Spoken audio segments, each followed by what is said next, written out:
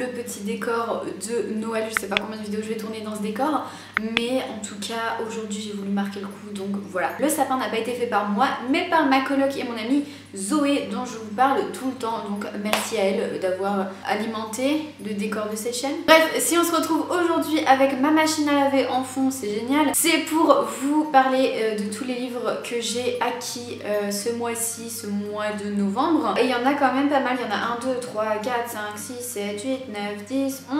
En tout cas en décembre je vais essayer faire un mois, un no buy, n'importe quoi, enfin oui aussi, mais un no buy, ne pas acheter de livres. Ça commence déjà mal puisque, mais en même temps, en fait, j'arrive même plus à parler, j'arrive même plus à m'exprimer. J'ai acheté du coup le 1er ou le 2 décembre, je sais plus, et il est arrivé aujourd'hui. Aujourd'hui on est le 3. Non, j'ai commandé hier, avant-hier, hier. Il serait déjà arrivé aujourd'hui. Mais en tout cas c'était en décembre. J'ai commandé le premier tome de Kéléana de Sarah Dimas qui est arrivé chez mes parents alors que j'avais donné mon adresse ici, enfin dans ma tête j'avais pensé avoir donné cette adresse mais du coup bah j'ai dû mettre l'autre, enfin bref. Mais tout ça pour dire que bah mon challenge no buy pour le moment en décembre est un peu mal fichu puisque j'ai commencé déjà en achetant un livre, mais il était qu'à 9,99 €, donc je me suis dit est-ce que je vais le retrouver à ce prix là quelque part?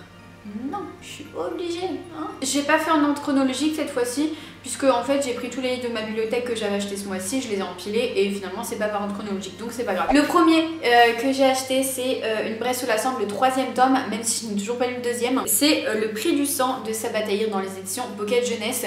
Le problème avec ce tome-ci, le 3e, c'est qu'il est moche. Bon, franchement, les 2 premiers sont hyper beaux, j'adore. Mais celui-là, enfin il est chum quoi, ça n'a rien à voir avec les 2 premiers qu'on a pu avoir, donc bon. Mais dans tous les cas l'histoire était très bien et j'aimerais beaucoup relire ce premier tome que j'avais bien aimé mais qui n'avait pas été un coup de cœur. Alors peut-être que c'est parce que je l'ai lu trop vite, je n'en sais rien. C'est vrai que j'aimerais beaucoup relire le premier tome alors que je l'ai lu au mois de mai. Bref, pour continuer la saga, enfin bref, je vais voir quand est-ce que je pourrai caler ça. Mais du coup voilà, je vous fais pas de résumé d'Une Bresse sous la Sambre, de toute façon vous me connaissez, je ne fais jamais de résumé dans mes book hauls, je ne sais pas pourquoi, c'est comme ça, c'est la vie. On continue avec La Faucheuse de Neal Shusterman dans les éditions Robert Laffont collection R. Alors celui-là ça fait un moment qu'il est dans ma wishlist, mais vraiment un moment puisqu'il me semble que quand j'avais arrêté les vidéos pendant 2-3 ans, il était déjà dans ma wishlist, mais je l'avais jamais acheté. Et là je l'ai vu sur Vinted à pas très cher, je me suis dit allez bon go on le prend. J'avoue que je ne connais pas énormément de choses sur ce livre, si ce n'est que il y a une fille qui va devenir faucheuse, il y a aussi un gars qui va devenir faucheur, ça va être genre des apprentis faucheurs. Et en fait on est dans un monde où la mort n'existe plus et ils sont obligés voilà, d'embaucher des faucheurs pour réguler un peu la population mondiale. En tout cas c'est ce que j'ai compris, donc à voir, et je crois même que, enfin je suis sûre qu'il y a une petite romance, donc on adore. Mon café est froid. Bon, ce n'est pas une surprise, je vous en ai parlé plusieurs fois en vidéo, j'en ai même parlé sur la chaîne de Camille Elidemo, mais voilà, je me suis enfin acheté, enfin, il vient de sortir en même temps. Je me suis acheté Nevernight de J. Christophe, le premier tome N'oublie jamais dans les éditions de Sexus, la plus belle version possible du monde entier qu'il existe. Voilà. Il est trop beau, il était super bien. C'était pas un coup de cœur parce que j'ai du mal à avoir des coups de cœur en ce moment. Je vous en parle dans ma dernière vidéo, mon avis, mon update lecture. Voilà. Mais en tout cas, super bien. C'est l'histoire de Mia qui est orpheline parce que ses parents étaient tués, qui faisait partie de la rébellion en gros. Et elle veut devenir une assassine professionnelle. Je sais jamais si on dit assassin ou assassine. Bref, elle veut devenir une tueuse pour venger la mort de ses parents. Donc elle va aller à une école qui s'appelle l'Église Rouge pour apprendre à devenir une tueuse et elle va rencontrer plusieurs personnes, tout ça, elle va se faire des amis, des ennemis, et franchement c'était super cool, donc c'était quand même une très bonne lecture. Je me suis acheté Cress parce que j'ai relu Cinder récemment, j'ai enchaîné avec Scarlett, je vous en parle dans mon dernier update lecture, encore une fois. Du coup je me suis dit ben pourquoi pas acheter Cress, en plus c'est Réponse, j'adore Réponse, et enfin continuer cette saga et peut-être même la terminer, qui sait. Donc voilà, c'est le 3e tome des Chroniques lunaires de Marissa Meyer dans les éditions Pocket Jeunesse, je crois que je ne l'ai pas dit, mais bon vous le savez, je pense que vous connaissez plus ou moins cette histoire, mais on est dans un monde plutôt post-apocalyptique, c'est un peu un livre de science-fiction, hein, même totalement. Et du coup, voilà, donc Cress, hâte de voir qu'est-ce que ça va donner. J'ai beaucoup aimé Cinder, encore plus Scarlett, et je sais pas pourquoi je mets mon doigt là. Je mets beaucoup d'espoir dans ce tome-ci. J'espère que tu ne me décevras pas, petit. Je vais te regarder dans les yeux quand même pour te dire ça. Ne me déçois pas. Et on enchaîne encore avec une suite, puisque je me suis enfin acheté le deuxième tome de Six of Crows de Leigh Bardugo qui s'appelle La Cité Corrompue dans les éditions Milan. Donc là pareil, en fait pour moi c'est la même impression que Une Braise sous la cendre. J'ai l'impression d'avoir lu le premier tome trop vite et de ne pas l'avoir apprécié à sa juste valeur.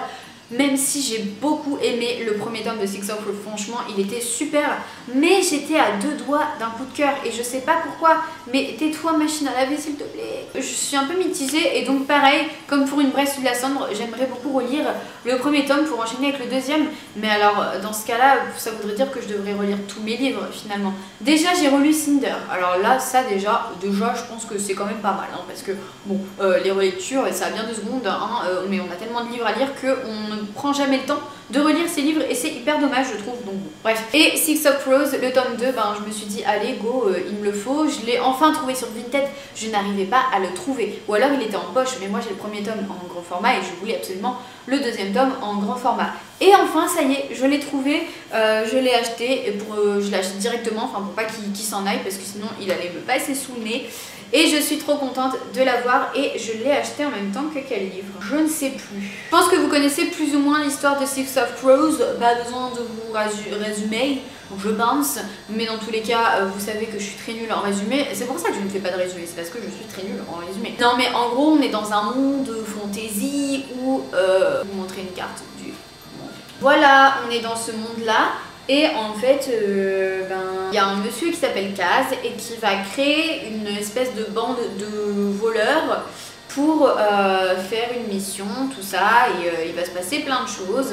Et en fait, ce qui est bien, c'est qu'on a le point de vue de pratiquement tous les personnages, mais pas à la première personne. On l'a toujours à la troisième personne, donc c'est un point de vue externe, mais vraiment centré quand même sur les personnages. Donc on a tout leur passé, ce qui nous fait nous attacher énormément à eux et à comprendre pourquoi ils sont comme ils sont. Donc voilà ce que j'ai pu dire du premier tome de Six of Crows, c'était un peu pourri mais bon. Je me suis acheté Le Royaume Assassiné de Alexandra Christo dans les éditions de Saxus. 2 livres des éditions de Saxus dans le même book haul, mais qu'est-ce qui se passe alors que je n'en avais aucun? Bah j'ai acheté Nevernight, je l'ai trouvé trop bien, trop beau, tout ça.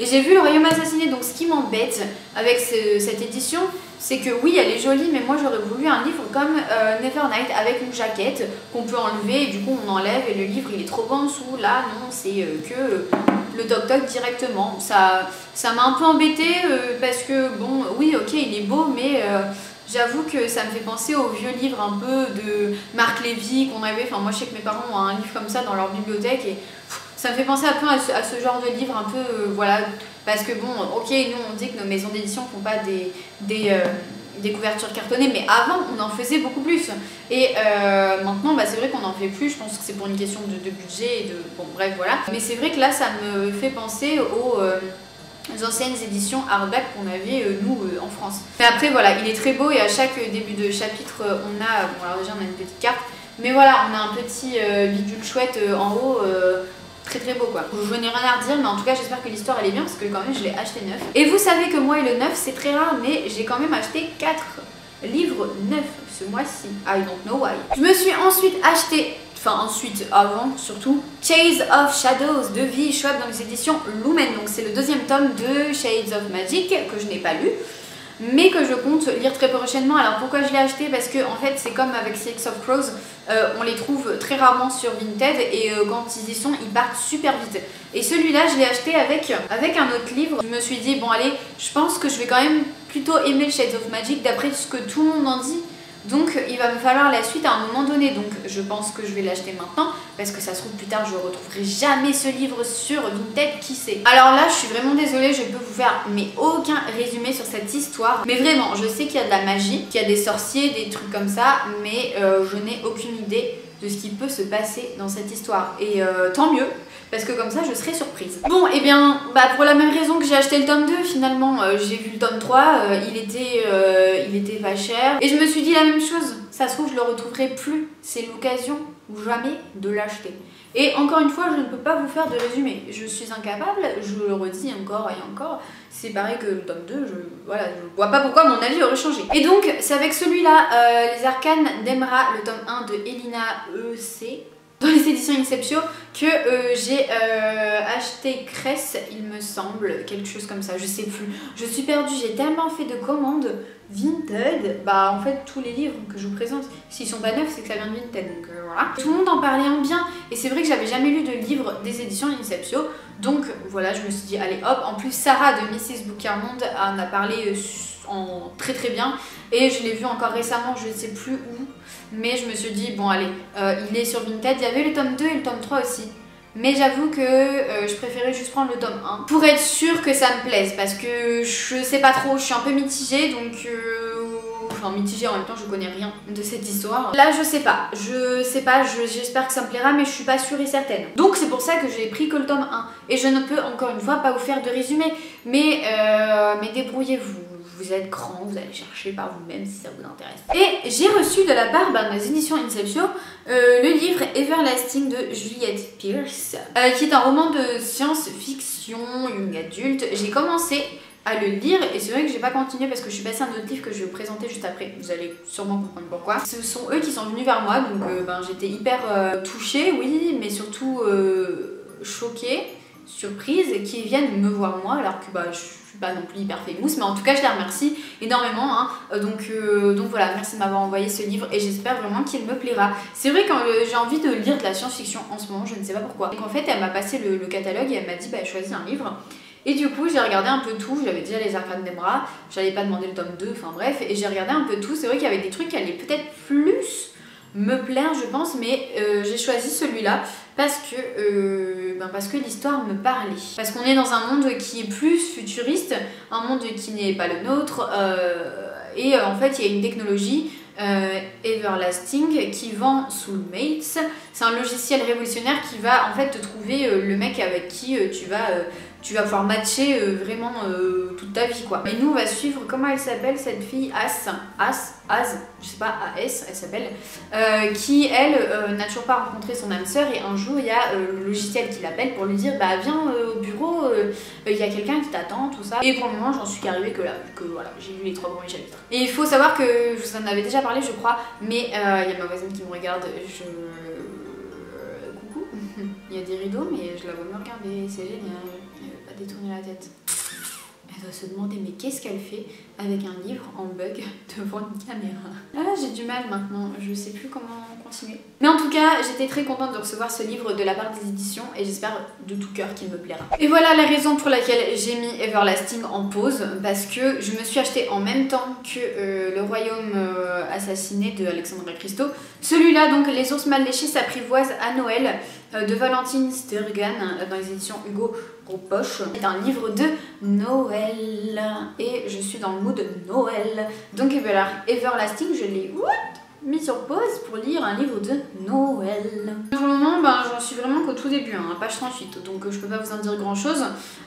Mais ça me change un peu de mes lectures, c'est vrai, parce que là c'est un roman adulte, donc voilà, ça fait un peu du bien des fois. Je l'avais commandé à la librairie à côté de chez mes parents, sauf qu'il a mis énormément de temps pour arriver. Ils m'ont appelé une fois que j'étais à Caen pour me dire que les livres étaient arrivés. Sauf que moi je leur ai dit je suis plus là. Après je m'inquiète pas vu que les librairies ont réouvert, elle remet en vente et voilà, ici à mon avis ils sont déjà partis parce que j'en avais pris un autre aussi, enfin bref, c'est sûr et certain. Et enfin je me suis acheté le tome 2 de l'Atelier des sorciers de Kamome Shirahama dans les éditions Pika. J'avais lu le premier tome il y a quelques mois, j'avais beaucoup aimé. J'avoue que moi et les mangas, c'est pas qu'on n'est pas très amis, mais c'est juste qu'on se connaît pas. Et j'avoue que j'apprends à découvrir les mangas peu à peu. Je vous en ai présenté quelques-uns donc dans mon dernier lecture et encore dans celui d'avant. Donc c'est vrai que je commence à m'y mettre un peu plus qu'avant. Et j'avoue que quand j'ai vu qu'il y avait le tome 2 de l'Atelier des sorciers, je me suis dit allez c'est parti, je le prends sur Vinted en plus, parce que Vinted c'est mon site préféré.